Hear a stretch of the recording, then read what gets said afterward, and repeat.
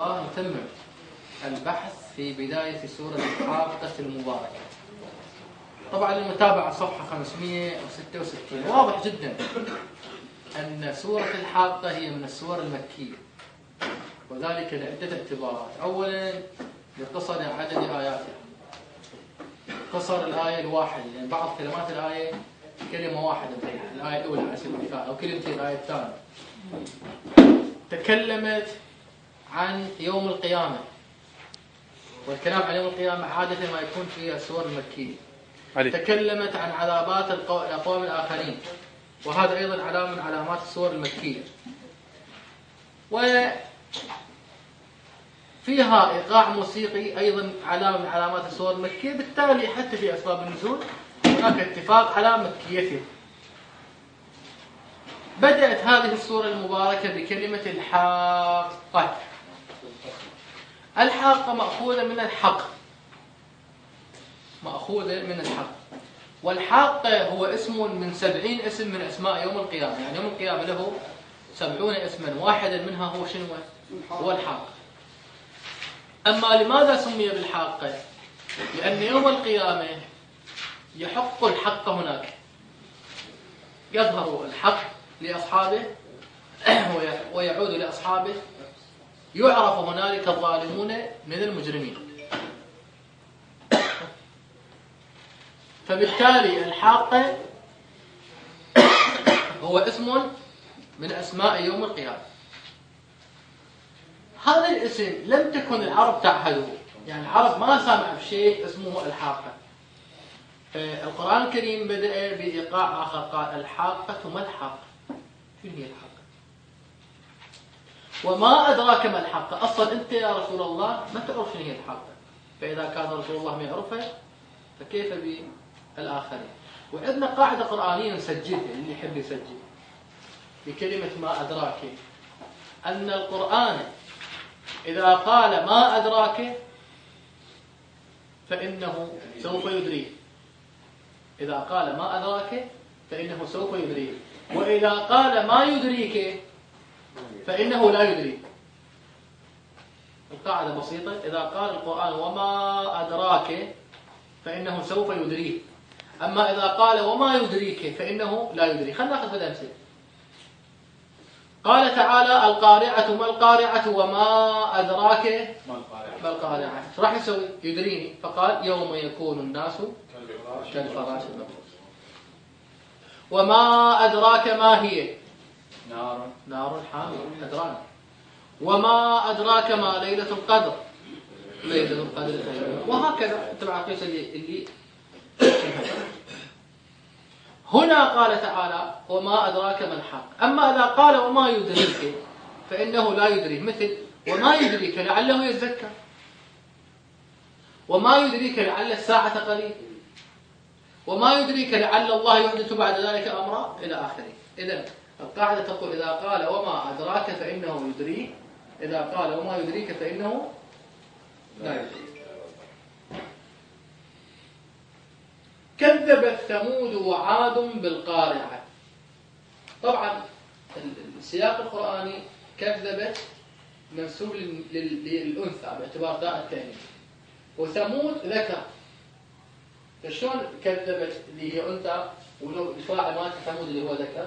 العلماء يقدرون، يقولون أصل الكلام كذبت قبيلة ثمود أو كذبت عشيرة ثمود إلى آخره. ثمود هو قديم، طبعا ثمود رجل وعاد رجل. قلنا عاد اثنين، عاد الأولى وعاد الثانية. هذا تكلم عن عاد الثاني. عاد الأولى ذكرت في سورة النجم المباركة، وأنه هو أهلك عادا الأولى وثمود فما أبقى. هناك قدم عاد على ثمود لأنه عاد الأولى بعث ثمود، هنا ثمود بعث عاد الثاني. هذول ثمود وعاد. طبعا ثمود قوم النبي صالح عليه السلام. في سورة الشمس كذبت ثمود بطغواها إذ انبعث أشقاها فقال لهم رسول الله ناقة الله. فصاحب الناقة من هو؟ النبي صالح عليه السلام. أما عاد فهم قوم النبي هود عليه السلام. وصالح وهود سلام الله عليهما اجتمعا كثيرا في القرآن ودفنا معا.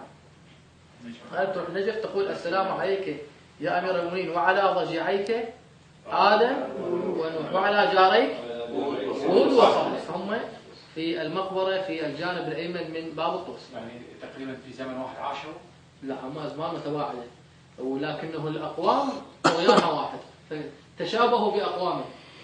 أصلا أكو خلاف نزاع يعني بالحقبة الزمنية اللي عاش هؤلاء، لكن أكو اتفاق أنه هود وصالح هما ليس من ذرية إبراهيم عليه السلام، وما أسبق من إبراهيم، يعني هم قبل بني إسرائيل وقبل إبراهيم عليه أفضل الصلاة والسلام. فإذا كانوا قبل إبراهيم فيكونوا بالتأكيد قبل موسى وعيسى وداود ويوسف وأيوب وغيره من الأنبياء الكرام. فهود وصالح هما بعد زمن النبي نوح أو قبل زمن النبي نوح، لكنهما اتفاقا بعد النبي إدريس عليه السلام، باعتبار أنه إدريس هو جد النبي نوح. هذا قضية معروفة. قال تعالى: كذبت ثمود وعاد بالقارعة. القارعة اسم من أسماء يوم القيامة. احنا إن شاء الله من نصل إلى سورة القارعة المباركة نقف عند هذا الاستخدام. هذا الاستخدام الآن لو طفينا هذه الساعة، لو طفينا الأضوية وعشنا بهدوء نسمع دقات الساعة، صح ولا لا؟ احنا ما نسمعها لعله، بس إذا واحد ينام ويسمع دقات، مو بس يسمعها، ربما حتى تسبب له فد إزعاج. يعني مرات دقات ساعة تصير مزعجة بالنسبة لك. فتصور أنت يوم القيامة يعني راح يحشرون الجن والإنس والشياطين والملائكة ما تعرف مخلوقات لا يعلم جنود ربك إلا هو، وإذا الوحوش حشرت الوحوش أيضا تحشر. هذه المخلوقات من تنحشر كلها، زي ما تنحشر تحشر وتسكت. لقوله تعالى: يوم يقوم الروح والملائكة صفا لا يتكلم إلا على الأصابع اللي هم أهل البيت، أما هو الأصل لا يتكلم. زين هذول من واقفين، مو واقفين مسيرين أو يتفرجونهم على لعبة، ينتظرون المصير. توهم مروا على الصراط المستقيم أو سيمرون عليه فتشيروا. إذ القلوب لدى الحناجر، القلوب لدى الحناجر. زين القلب اللي يخاف يقرع بصوت ناصل وعالي، عالي وسريع. زين مليارات القلوب التي تقرع قرعة واحدة، بوم بوم، تصور كأنما طبول الحرب وش بيه تقرع في ذلك اليوم، فسمي ذلك اليوم بمن؟ قارعة. صورة واقعة إن شاء الله. الصورة جد مرعبة على الحال. زين إذا كانت مجرد سكوت القوم فيه والقيامة هو مرعب. زين إذا صرخوا من الخوف شو يصير القيامة؟ فد منظر مهيب. لذلك القرآن شو يقول؟ يقول عن يوم القيامة، يقول: يوما يجعل الولدان شيبا. ولدان يعني جمع ولد، أولاد صغار يلعبون، رأسا يتحولون إلى شياب شيبة، رأسا ينقلب راسه أبيض ويتحول إلى شاي. ليش؟ لأنه الوضع مرعب. لذلك أنت تقرأ في سورة الدهر المباركة علي عليه السلام يقول وهو علي: إنا نخاف من ربنا يوما عبوسا عجيب. علي عليه السلام يقول هالشكل هذا. عاد رأس يجي النداء شنو؟ فوقاه الله شر ذلك اليوم. محل الشاهد: فوقاهم الله شر ذلك اليوم. حتى القرآن الكريم يتكلم عن المؤمنين يقول: وتتلقاهم الملائكة هذا يومكم الذي كنتم توعدون. هذا اليوم اللي كنتم توعدون به ما تخافون. هذول قلة، هذول اللي ألا إن عباد الله، ألا إن أولياء الله لا خوف عليهم ولا هم يحزنون. ما عليهم خوف، لكن هذول ايش قد عددهم؟ قلة طبعا. إذن قال: وكذبت ثمود وعاد بالقارعة. شلون أهلكهم رب العالمين؟ خلينا نعلم فشي إنه قوم عاد كانوا طوال القامة. بعض الروايات تقول أن أطوال أجسادهم كانت الرجل 18 ذراعا، يعني تقريبا 12 متر. تصور رجل طوله 12 متر. عمود كان بعد؟ عمود 9 مترات، ضيف فوقه بعد 3 مترات. بس يعني فتشي، يعني هذا طول الشاب اللي يمشي بالشارع. فإذا واحد بالنسبة لهم يعني قصير، هذا يصيرون يصنفون عليه يجوز طوله مثلا 7 مترات. زين هذا ارتفاعها يمكن أقل من 5 مترات. حط بعد فوقها 4 مترات الآخر وبوع الزلمة. شلون تبوع عليه؟ زين الشغوبة هذا الزلمة هو مو برفعني ويطول بالشكل هذا، لأنه خصف، هذا ينكسر، وإنما هو متين غليظ قوي. لذلك القرآن الكريم راح يوصفهم، شوف من يموتون ايش يوصفهم؟ يوصفهم بالأشجار، بالنخيل. أشجار النخيل كأنهم أعجاز نخل. شوف نخل يوصفهم بالنخل. قال فأما ثمود فأهلكوا بالطاغية. الطاغية صوت عالي، أهلكهم الله بصوت عالي فأبادهم عن بكرة أبيهم. هذول قوم صالح عليه السلام. وأما عاد اللي هم قوم ثمود، اللي هم قوم النبي هود عليه السلام، شلون أهلكهم الله؟ قال فأهلكوا بريح صرصر عاتي. خلي ببالنا معلومة نسجلها مهمة جدا، أنه حيثما وردت كلمة ريح في القرآن أريد بها الشر، وإذا وردت كلمة رياح أريد بها الخير. فهنا ريح معناها شر. صرصر هي كلمة صر وحدها معناها برد شديد.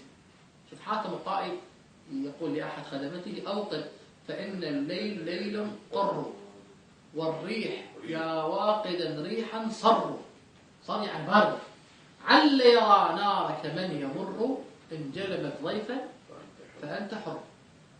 فالصر هو شدة البرد، فريح صر يعني باردة. فكيف إذا كانت صرصر؟ إذا كانت صرصر يعني شنو هو؟ شدة البرودة، كأنما برودة في اثنين.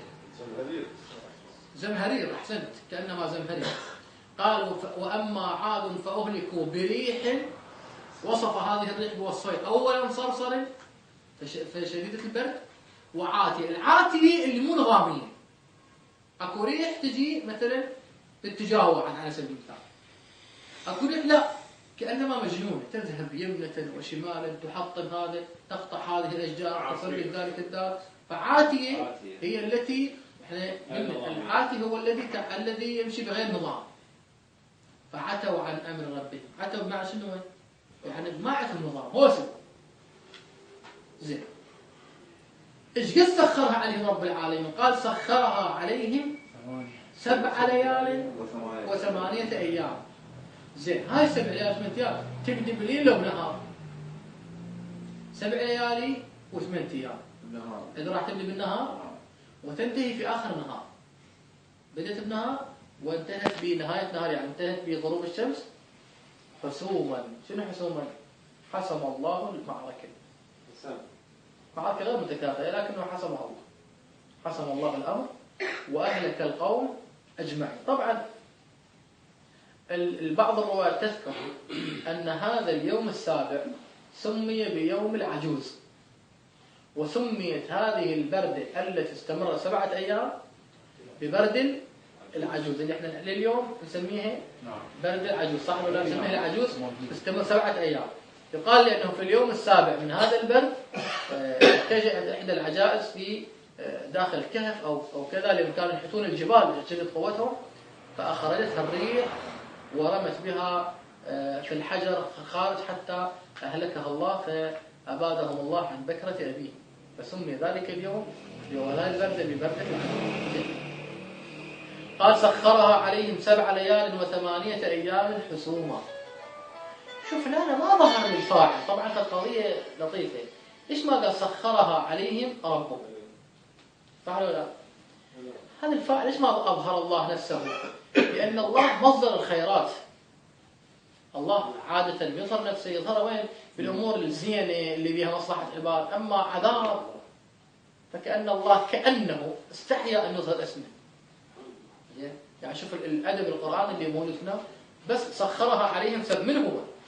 أكيد الله. وإنما لم يظهر نفسه كأنما في المجال، لأنه في مصدر الرحمات. قال سخرها عليهم 7 ليال و8 أيام، حتى قبل قليل حينما قال فأهلكوا ما قال فأهلكهم الله. كنت تقول الخطاب القرآني قال فأما ثمود فأهلكوا وأما عاد فأهلكوا. أصلا كلمة الله ما وردت بالآية، صح؟ نعم. سخرها عليهم 7 ليال و8 أيام حسوما فترى القوم فيها صرعى. السؤال: رسول الله رآهم صرعى؟ ومتى؟ رؤية قلبية. العلماء يقولون فترى القوم فيها صرعى، يعني لو قدر لك أن تكون في زمانهم لرأيت القوم فيهم صرعى كأنهم أعجاز نخل خاوية. في سورة القمر شو يقول؟ كأنهم أعجاز نخل منقعر. هنا يقول كأنهم أعجاز نخل خاوي. أعجاز النخل بعض العلماء يقول النخلة من تقصها تقطعها وتسقط على الأرض. النخلة طويلة توقع على القاع. هذا اللي صاحب عاد شبيه كان طويلا ويسقط على الأرض كأنما نخلة وسقطت على الأرض. شوف التشبيه، أولا مثل نخلة.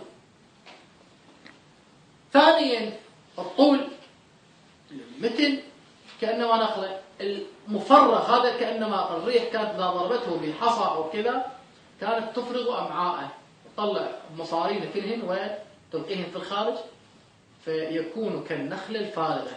مثل أجل لكم الله البورة مالت المجاري. البورة مال المجاري فارغ طويل ومتين وفارغ. فهذا نفس الترتيب. قال تعالى فترى القوم فيها صرعى كأنهم أعجاز نخل خاوية فارغة فهل ترى لهم من باقي؟ انتهت المعركة. فهل ترى لهم من باقي؟ أكو واحد يشوفهم فد أثر زي ممكن واحد يشكل شيء يقول لي نعم آثارهم موجودة هذه في البتراء بالأردن. واحدة من عجائب الدنيا 7 اختاروها أو كذا إنه هي الجبال منحوتة مو موجودة. العبرة يقول ما لهم آثار.